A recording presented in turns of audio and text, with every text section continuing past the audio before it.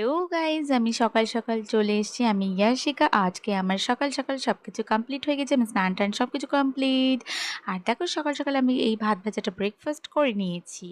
আর আজ আমি যাব ব্যাংকে, সেজন্য আমি রেডি হয়ে গেছি। এই কুর্তিটাতে আমাকে কেমন লাগছে প্লিজ কমেন্ট করে জানাবে।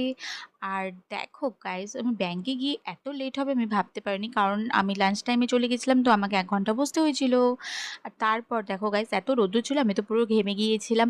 তারপর বাড়িতে আসার পরে আমাকে এটা কাটতে হয়েছিল, এই বটবটিটা আর এই আলুটা কাটতে হয়েছিল, কারণ এটা ভাজা হবে সেজন্য। আমি তো পুরো ঘেমে গেছি একদম, দেখতেই পাচ্ছ তোমরা। মুডটা পুরো একদম খারাপ হয়ে গেল। তারপর দেখো গাইস, সন্ধ্যাবেলা যেহেতু আমার পড়ানো ছিল, এই মিষ্টি স্টুডেন্টটা চলে এসছে পড়তে। ও একটু একাই রুমাল দিয়ে খেলছিল।